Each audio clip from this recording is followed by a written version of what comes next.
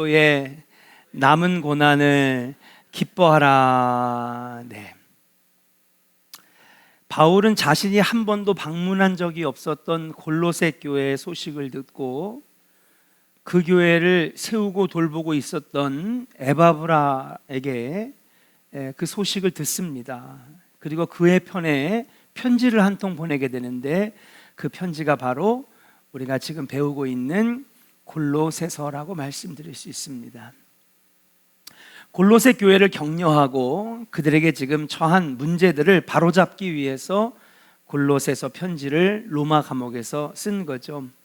그래서 골로새서는 옥중서신 중에 하나입니다. 골로새서 강해가 계속 이렇게 명절과 또 여러 가지 일로 인해서 띄엄띄엄 이렇게 강해가 되었기 때문에 지금까지 한 것을 한번 간략하게 정리를 해보고자 합니다. 먼저 1장을 우리가 하고 있는데요, 1절과 2절은 인사말입니다. 보통 사도 바울의 서신은 항상 인사말을 하죠. 예수 그리스도의 은혜와 하나님의 사랑이 너희 가운데 함께, 나 사도 바울은 뭐 그렇게 하면서 늘 비슷한 인사로 그의 편지는 시작이 되는 것이죠. 3절과 8절에서는 골로새 교회의 소식을 듣고 너무 감사한 거예요. 그래서 하나님, 이런 것들 골로새 교회가 이래서 너무 감사합니다. 그 감사의 기도를 통해서 우리가 은혜를 나눴습니다. 골로새 교회가 이런 것들을 칭찬받고 이런 것들의 모범이 되었구나. 그것을 하나님 앞에 감사하는 감사의 기도를 우리가 통하여 교회의 모습을 함께 알아봤습니다. 그리고 9절부터 14절은 골로새 교회를 위해서 간구하는 기도가 나오죠. 하나님, 골로새 교회에 이런 것들이 이루어지기를 원합니다. 골로새 교회를 위한 기도, 간구로 연결이 됩니다.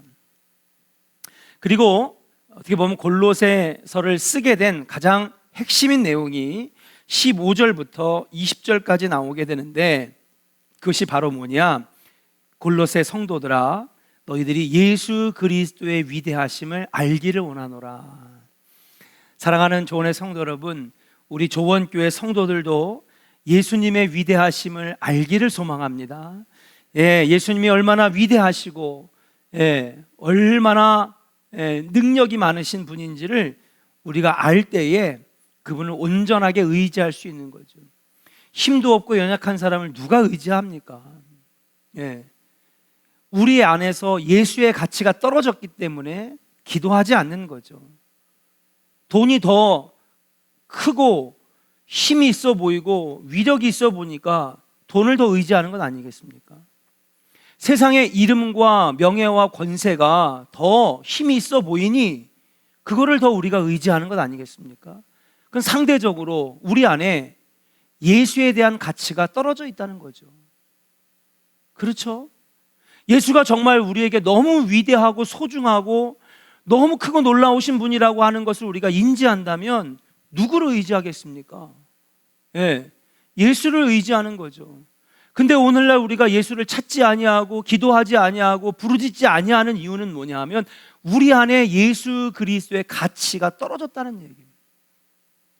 예수 그리스도가 얼마나 위대한 분인지를 우리가 입으로만 상투적으로 말할 뿐이지 진심으로 진정으로 우리가 담고 있지 못하다는 증거라는 거죠. 이 문제는 2000년 전에 골로새 교회에도 있었다는 거예요. 그래서 사도 바울은 이 편지를 쓰면서 가장 핵심이에요. 15절부터 20절까지가 너희들이 예수 그리스도의 위대하심을 알기를 소망한다. 얼마나 위대하신 분인데. 왜 이것을 찬양했습니까? 당시 골로새 교회에 침투했던 이단들은 예수의 가치를 떨어뜨리고 예수 말고도 다른 게 필요하다고 합니다. 율법이 필요합니다. 할례가 필요합니다. 선한 행동이 필요합니다. 천사의 도움이 필요합니다. 천사 숭배 사상이 나오고요. 율법주의가 나오고요. 수많은 이단들이 계속 와가지고 예수 말고 다른 게 필요하다는 거예요. 근데 사도 바울은 아니라는 거죠. 무엇입니까? 예수 한 분이면 충분하다는 것이. 저와 여러분 안에 이 믿음이 있기를 주의 이름으로 간절히 축원합니다.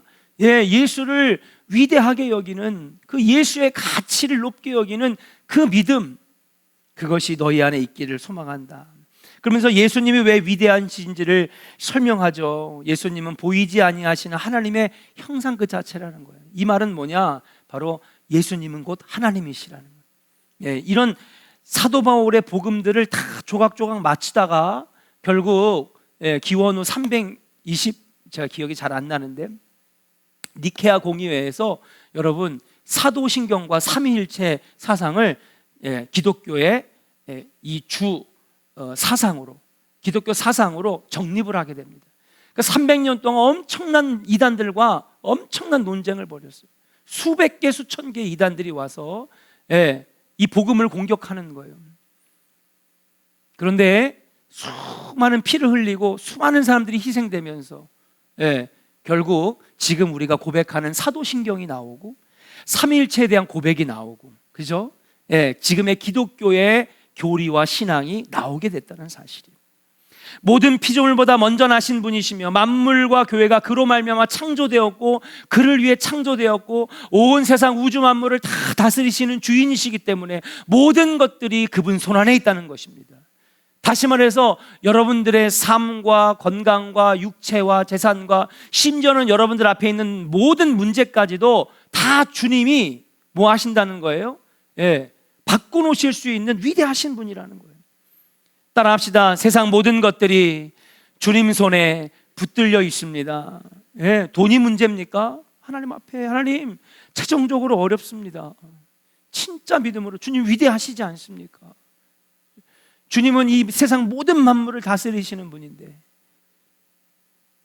주님을 간절히 의지하고 절대적인 믿음으로 기도할 때에 하나님 우리에게 기적도 나타내 주신다라고 하는 사실을 오늘 사도 바울은 골로새서를 통해서 알려주고 있다는 사실. 사랑하는 조원의 성도 여러분, 사도 바울처럼 예수 그리스도의 위대하심을 알고 깨닫고 찬양하는 우리 조원의 성도들 되기를 주의 이름으로 간절히 축원합니다. 자, 이제 21절부터 23절에는 무슨 내용이 나오냐? 예수 그리스도 십자가의 화목 사역이 나옵니다.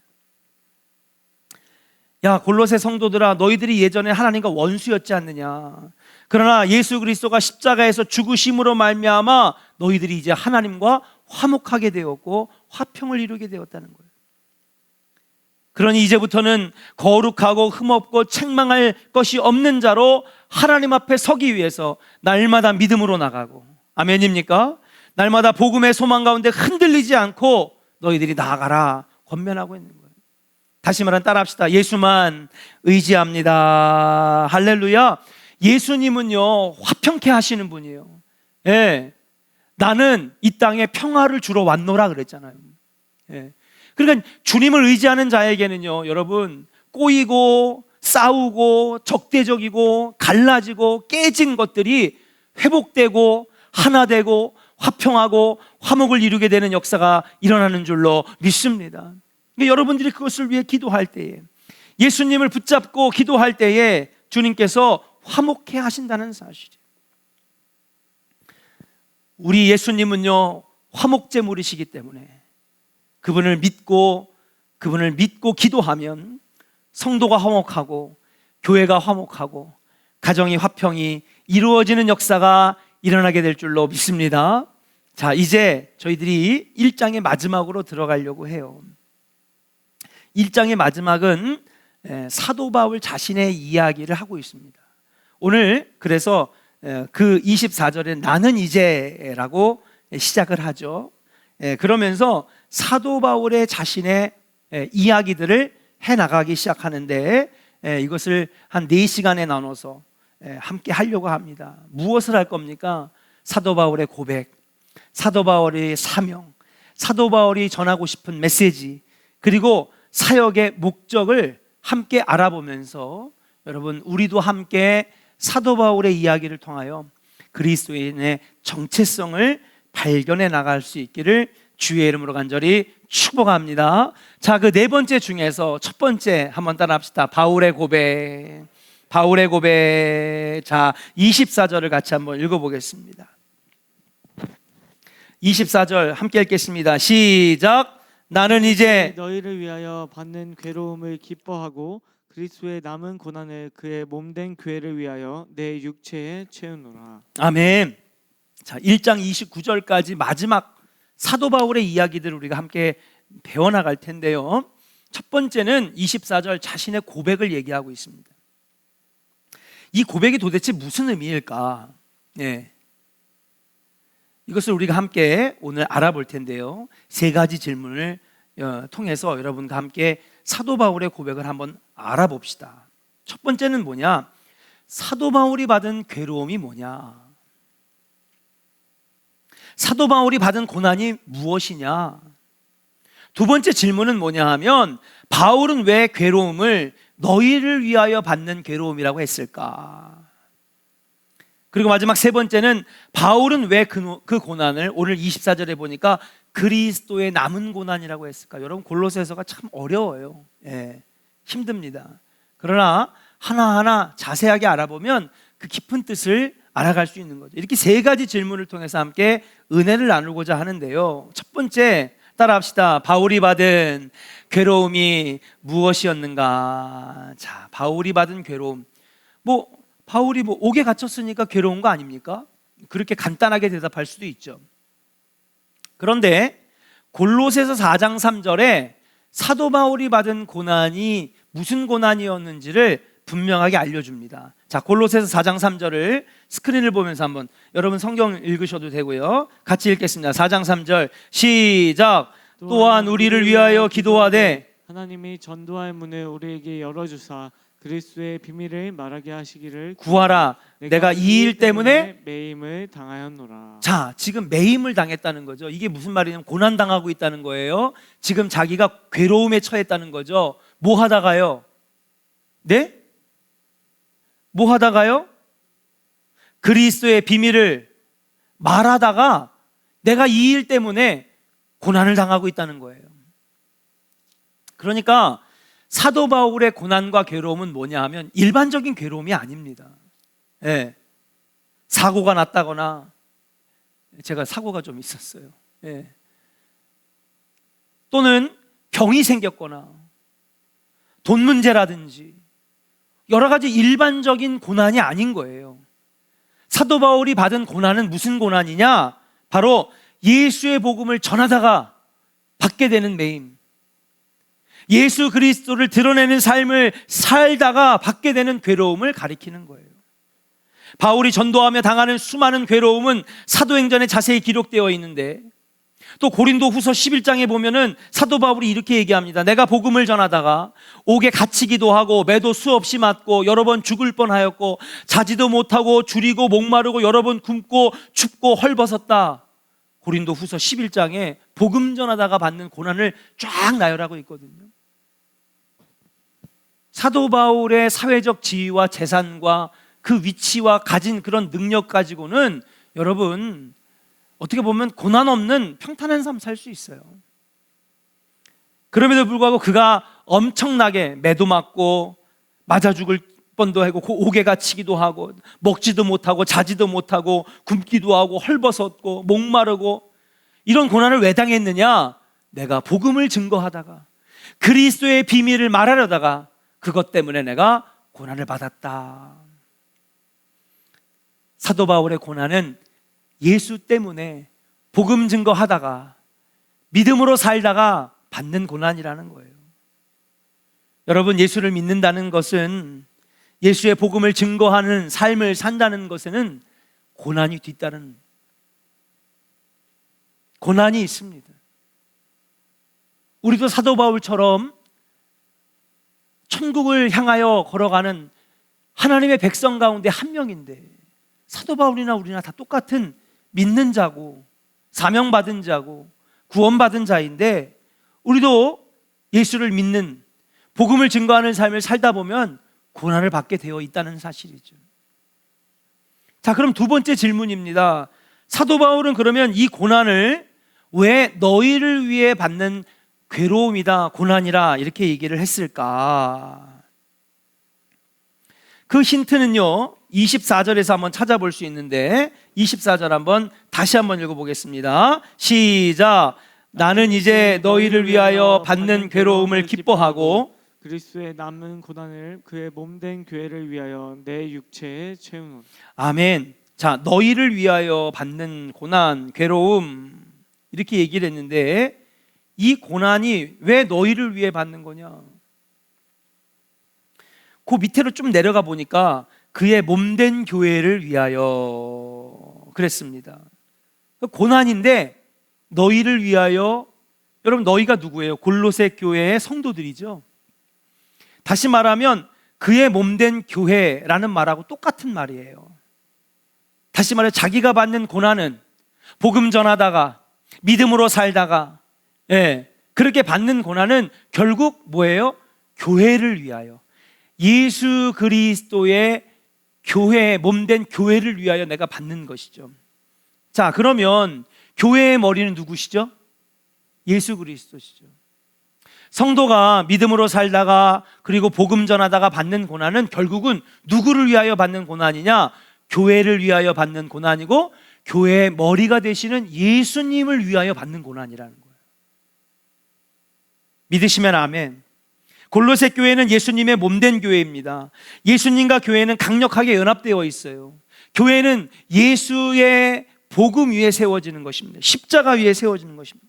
그러므로 바울이 너희를 위해 받는 괴로움이라고 하는 것은 결국 그리스도를 위해 받는 고난, 하나님의 영광을 위해 받는 고난이라고 해석할 수 있는 거예요. 따라합시다. 우리가 받는 고난은 예수를 위해 받는 고난, 교회를 위해 받는 고난, 그것이 하나님께 영광이 된다는 사실이에요.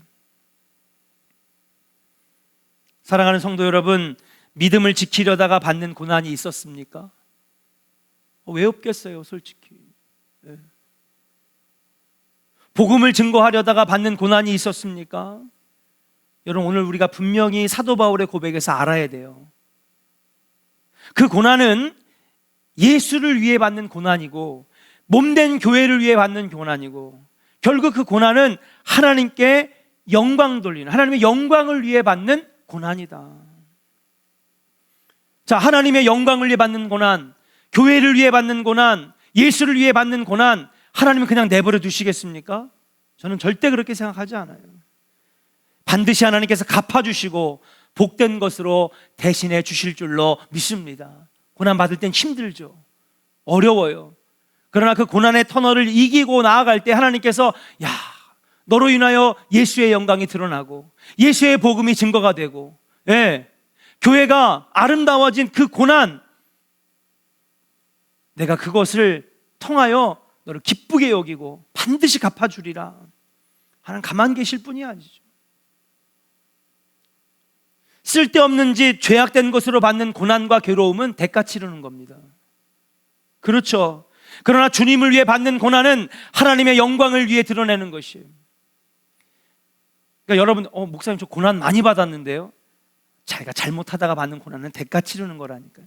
그죠? 쓸데없는 것 하다가 목사님 제가 있잖아요, 로또를 샀는데 경마장 가가지고 막 돈 멍텅 투자했는데 다 날렸어요. 괴로워요. 그거는 그리스도를 위해 받는 고난이 아니죠. 믿음 지키려다가 받는 고난 있잖아요. 복음 증거하다가 받는 수치와 모욕이 있잖아요. 인가기도 하려다가 가족들에게 당하는 고난 있잖아요. 믿음으로 살려고 하다가 믿지 않는 친척과 가족들에게 당하는 수치와 모욕이 있잖아요. 그 고난은 하나님이 절대로 잊어버리시지 않으신다는 사실이에요. 주님을 위해 받는 고난은 하나님의 영광을 드러내는 것입니다. 하늘의 상급을 받는 귀한 고난인 줄로 믿습니다.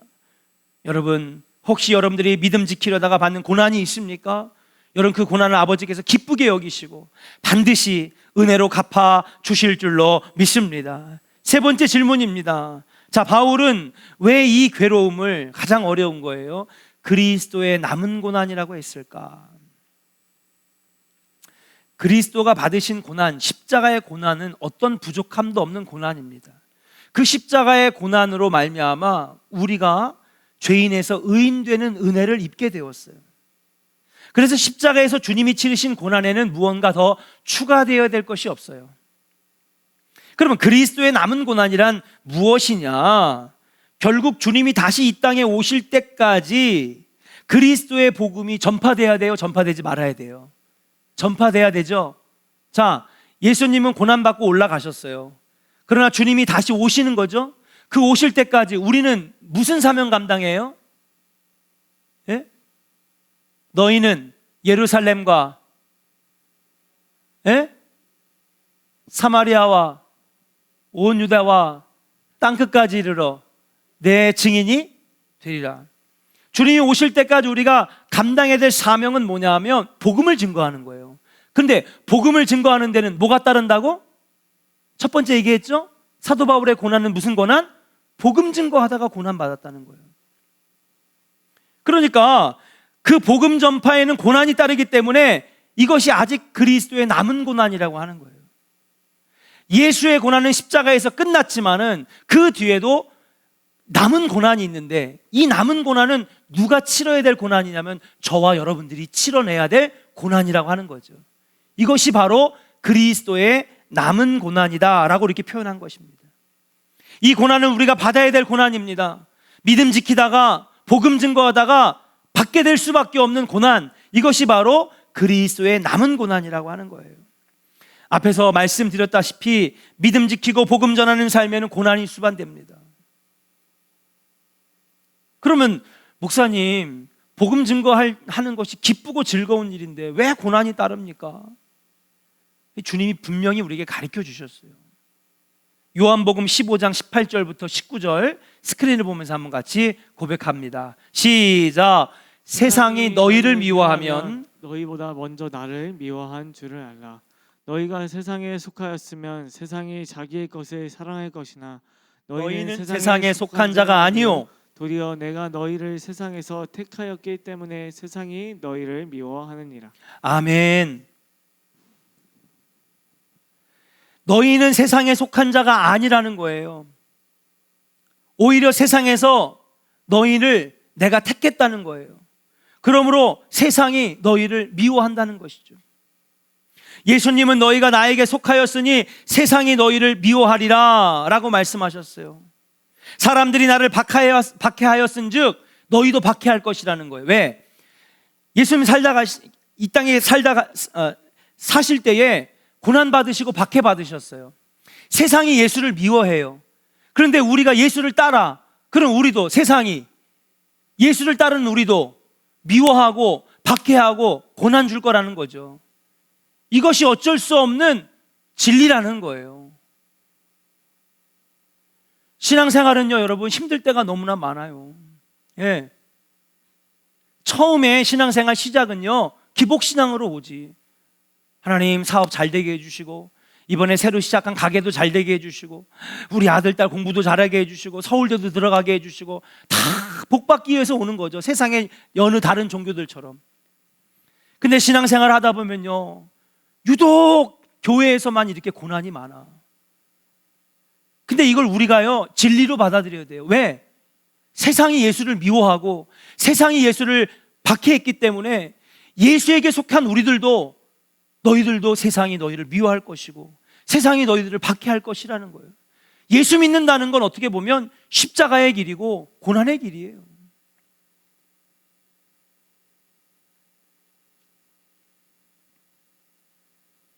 그리스도의 십자가의 고난은 죄인을 구원하기에 충분했습니다. 하지만 이 땅에 남겨진 그리스도의 몸된 교회는 그리스도의 복음을 전파하면서 또 그리스도가 받으신 고난과 같은 고난을 우리가 받게 될 것이라고 하는 거예요. 그걸 지금 사도 바울은 어떤 문장으로 표현하느냐? 그리스도의 남은 고난이라고 표현하고 있는 거예요. 그러니까 이 그리스도의 남은 고난은 누구 거예요? 저와 여러분들 거라는 거예요. 자, 그럼 오늘 결론의 말씀입니다. 그렇다면 왜 바울은 그리스도의 남은 고난을 기뻐하라 그랬을까? 24절 같이 한번 읽어볼까요? 24절 시작. 나는 이제 너희를 위하여 받는 괴로움을 기뻐하고 그리스도의 남은 고난을 그의 몸된 교회를 위하여 내 육체에 채우노라. 네. 사도 바울은 지금요, 고난당하는 걸 내 몸속에 채우겠다는 거예요. 내 삶에 채우겠다는 거예요. 왜? 그 그리스도의 남은 고난 때문에, 너희를 위하여 받는 고난 때문에 내가 기뻐하기 때문에. 고난을 기뻐한다는 거예요. 지금 왜 바울은 그리스도의 남은 고난을 기뻐하라고 하는 것일까? 나 바울은 예수 그리스도를 전파하며 당하는 괴로움을 기뻐한다고 얘기를 합니다. 왜 그럴까요? 이미 정답은 아까 요한복음 몇 장이요? 15장 18절 19절에서 나온 거예요. 다시 한번 우리 고백할까요? 요한복음 15장 18절 19절 시작. 세상이 너희를 미워하면 너희보다 먼저 나를 미워한 줄을 알라.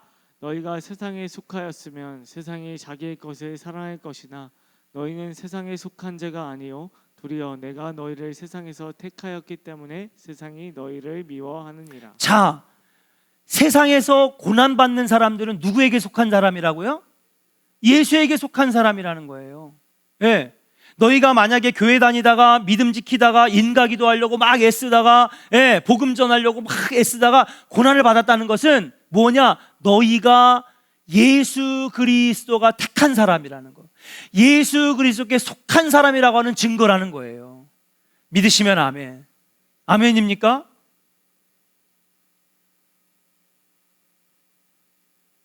복음 증거하다가 믿음 지키다가 여러분 말 못할, 목사에게나 누구에게도 말 못할 모욕과 고난 많이 받았잖아요. 때로는 그래, 온 가족이 다 예수 믿어, 다 인가기도 됐어, 직분도 받고요, 우리 자녀들도 교회 다녀. 그럼에도 불구하고 신앙생활에 고난이 있어요, 없어요? 있어요. 세상에서 받는 고난이 있어요.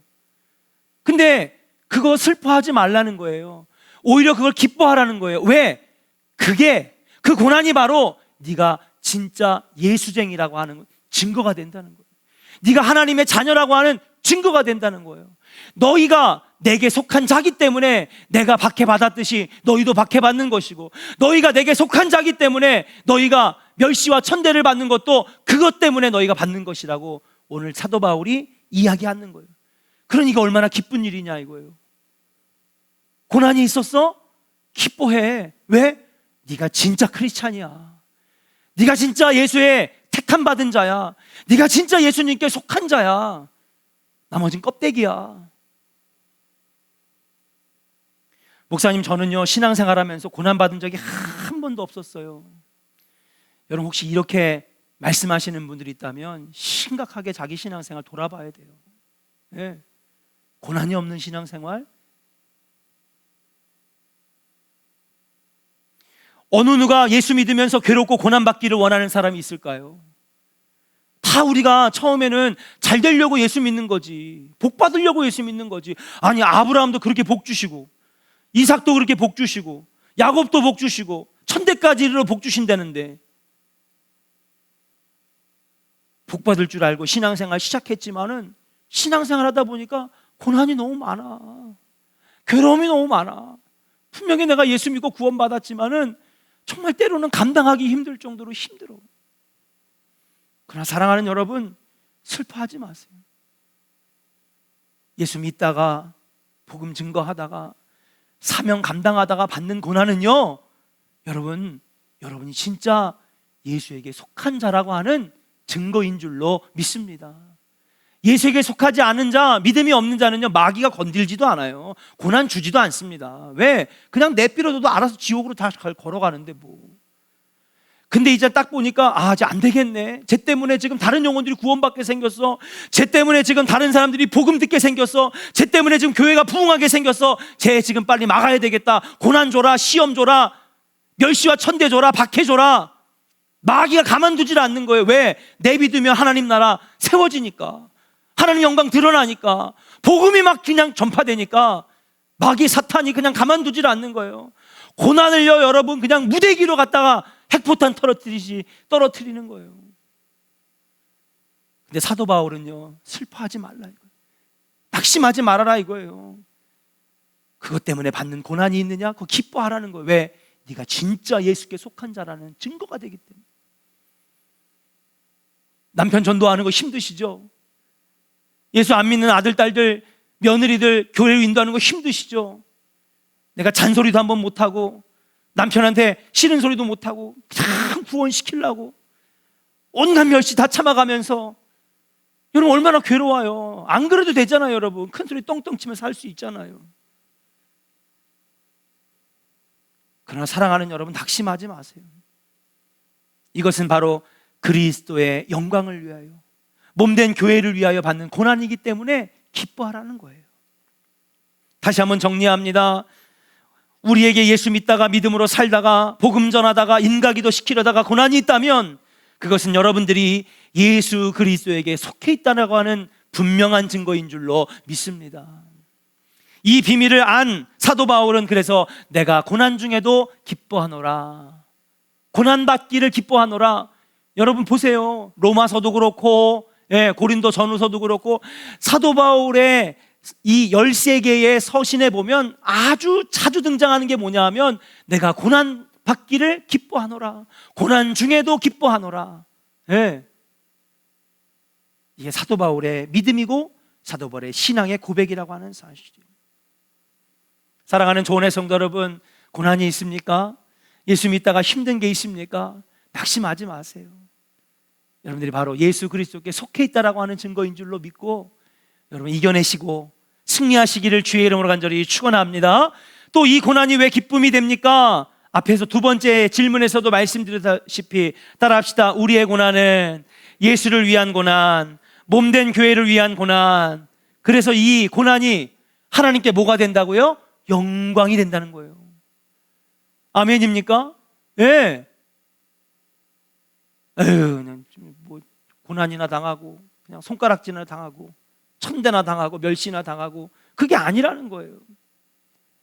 그거는 예수를 위해 받는 고난이고 몸된 교회를 위해 받는 고난이고, 그래서 하나님께 영광이 된다는 거예요. 그렇기 때문에 고난 받는 것이 얼마나 기쁘냐 사도 바울은 얘기를 하는 것입니다. 어떤 분들은 지금 이 설교를 들으면서 또 골로새서 강해를 쭉 듣지 못한 분들은 어쩌면 공감하지 못할 수도 있어요. 아니 세상에 괴로움과 고난을 누가 일부러 좋아서 받는 사람이 어디 있어? 그리고 힘들면 기분 나쁘지, 마음 상하지, 속상한데 어떻게 기뻐해? 공감이 1도 안 되는 사람들도 막 있을 거예요. 하지만 사랑하는 여러분, 사도 바울의 고백이 저와 여러분들의 고백되기를 주의 이름으로 간절히 축원합니다. 신앙생활을 깊이 하다 보면 이 복음의 비밀을 우리가 알아야 된다는 사실, 그리고 이 진리가 너희를 자유케 하리라. 예수님께서 말씀하셨잖아요. 근데 신앙생활하면서 이 진리를 모르니까 힘든 거예요. 왜 신앙생활 왜 이렇게 힘들어? 진리를 모르니까 신앙생활이 힘든 거예요. 괴로운 거예요. 맘만 상하는 거예요. 신앙생활하면서 그냥 삐지기만 하는 거예요. 그냥 지금 승질나 진짜 예수 내가 왜 믿는 거야? 교회 왜 다니는 거야? 왜? 진리를 모르니까 자유케 되지를 못하는 거예요. 근데 진리를 아니까 그래, 내가 힘들지만 예수를 위한 고난이지, 하나님의 영광을 드러내는 고난이지, 내가 하나님께 속해 있다라고 하는 증거지. 그 진리를 알게 되니까 내가 괴로움과 좌절과 낙심에서 자유한 거예요. 그리고 하나님이 반드시 갚아주실 것이라고 하는 믿음이 생기니까 신앙생활이 오히려 행복하고 즐거워진다라고 하는 사실이에요. 오늘 우리가 딱 24절 하나만 했어요. 사도 바울의 고백을 하는 거예요. 사도 바울의 고백이 우리가 앞으로 해야 될 고백인 줄로 믿습니다. 이미 그렇게 고백하시는 분들도 있고 아직 그 고백이 안 나오시는 분들도 있겠죠. 그러나 궁극적으로 사도 바울은 우리 신앙의 롤모델이라고 하는 사실입니다. 사도 바울의 고백이, 사도 바울의 사명 감당이, 사도 바울의 사역의 목적이 우리의 고백이고 우리의 사역의 목적이고 우리의 사명이 되어야 될 줄로 믿습니다. 여러분, 예수를 믿는다는 건 곧 고난이 뒤따른다는 거예요. 다른 사람들은 우리 교회 와서 봉사하고 반주, 찬양단, 성가대, 교사 여러 모양으로 또 전도팀도 나가고 중보기도 팀도 나가고 막 그런 사역할 때 저 사람들은 얼마나 막 놀러 다니잖아요. 여기저기 놀러 다니고 자기를 위하여 돈 쓰고 자기를 위하여 헌신하고 시간 쓰고 즐겁게.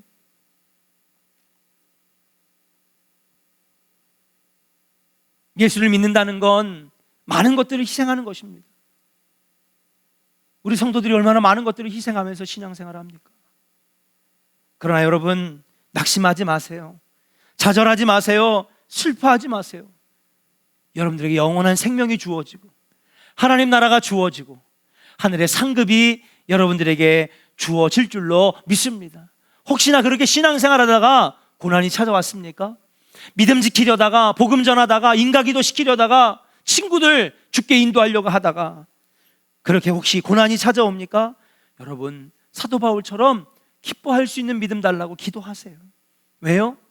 그게 진짜 내가 하나님께 속한 자. 이 고난 때문에 예수님이 영광 받으시는구나. 내 고난이 교회를 위한 고난이라고 하는 것, 여러분 믿으시고 오늘 사도 바울의 고백이 여러분 고백이 되었어. 비록 고난 때문에 힘들 수는 있지만 나중에 주실 그 큰 영광의 면류관을 기대하면서 여러분 믿음으로 날마다 승리하는 여러분들 되시기를 주의 이름으로 간절히 축원합니다. 이제 연말로 들어갑니다. 밤낮으로 이제 쌀쌀한 바람들이 찾아오고 있습니다. 추워지는 만큼 신앙생활에도 여러 가지 어려움들이 여러분 분명히 찾아올 것입니다. 그러나 여러분 흔들리지 마시고 오늘 말씀을 꼭 가슴속에 품으시고 여러분 앞으로 우리에게 주어질 고난이 있다면 믿음으로 이겨나가시는 우리 조은의 성도들 되시기를 주의 이름으로 간절히 축원합니다. 우리 이 시간에 함께 찬양하고 오늘 이 말씀 가지고 함께 기도합니다.